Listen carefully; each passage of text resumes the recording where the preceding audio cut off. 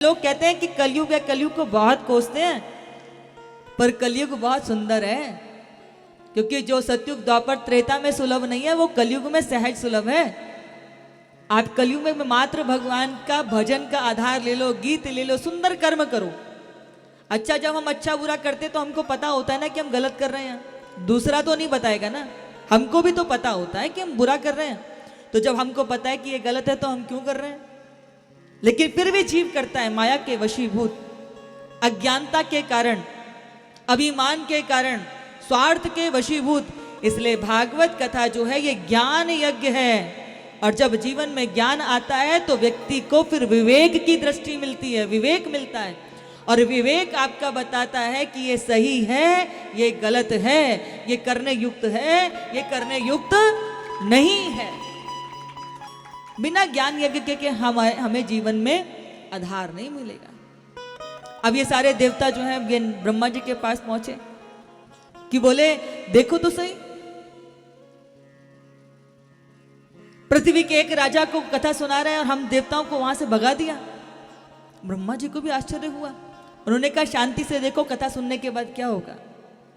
और बंधुओं 7 दिन जब कथा पूर्ण हुई तो परीक्षित जो है वो मृत्यु को प्राप्त नहीं होते, आत्म परमात्मा में विलय हो जाती है। क्योंकि मृत्यु किसकी होती है? मृत्यु अज्ञानी की होती है, ज्ञानी की मृत्यु कभी नहीं होती, क्योंकि उसको अपने असली स्वरूप का भान होता है। असली स्वरूप हमारा क्या है? असली स्वरूप हमारा ये पंच भौतिक तत्वों से बनी काया नहीं है। असली स्वरूप हमारा क्या है? आत्मा ही हमारा असली स्वरूप है। और आत्मा जन्म नहीं लेती, तो जिसका जन्म नहीं उसकी मृत्यु कैसी हो सकती है? यही हमको अमर बनाता है, यही भारत का ज्ञान है। जो बालक बालक के अंदर रहता था वो इस शरीर को कभी अपना मानता ही नहीं। ये शरीर हमारा असली स्वरूप कभी नहीं हो सकता, ये तो निमित्त है, कारण है, पर हमारा असली स्वरूप तो निज आत्मा है, वही चैतन्य स्वरूप जिसका जन्म ही नहीं होता।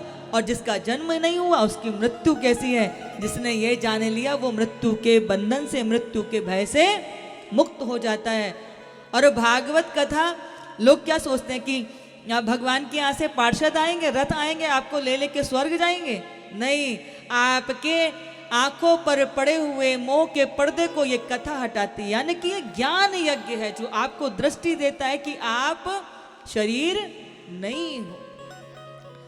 कथा पूर्ण हुई तो ब्रह्मा जी को आश्चर्य हुआ, अरे परीक्षित को तो मोक्ष की प्राप्ति हो गई। और हमने पहले भी बताया है कि मोक्ष क्या है? मोह का क्षय हो जाना ही मोक्ष होता है। मोह प्लस क्षय, यानी कि जहां मोह का बंधन छूटा, जहां आपका मोह खत्म हुआ, वहीं पर आपको मोक्ष की प्राप्ति हो जाती है। आत्मज्ञान ही मोक्ष है। अब ब्रह्मा जी ने अपनी माया से तुला बनाया और उस तुला के एक पलड़े में सारे सत्कर्मों को रख दिया और एक पलड़े में श्रीमद् भागवत जी को रखा। और बंधुओं क्या देखते हैं कि जिस पलड़े में श्रीमद् भागवत कथा को रखा था वो पलड़ा नीचे झुक गया, सारे सत्कर्म ऊपर टंगे रह गए। अर्थात ब्रह्मा जी ने भी घोषणा कर दी कि जो भी जीव कलिकाल में भागवत जी की शरण में आएगा कलयुग भी उसका कुछ बिगाड़ नहीं सकता। इतनी बड़ी सामर्थ्य भागवत जी की है। भागवत कथा क्या है? भागवत कथा ज्ञान यज्ञ है। ठीक है ना बंधुओं? क्या है? सभी बोलिए क्या है भागवत जी? ज्ञान यज्ञ। यानी कि जिसके सानिध्य में बैठकर, जिसकी कृपा छत्र छाया में बैठकर हमारे जीवन में ज्ञान की प्राप्ति होती हो, जिसकी छत्र छाया में बैठकर हमको विवेक मिलता हो, जहां हमारी भक्ति प्रबल होती हो, वही भागवत कथा है। और भागवत कथा क्या है? पंचम वेद कहलाया। इस भागवत कथा के अंदर वेद वेदांतों का सार समाया हुआ है।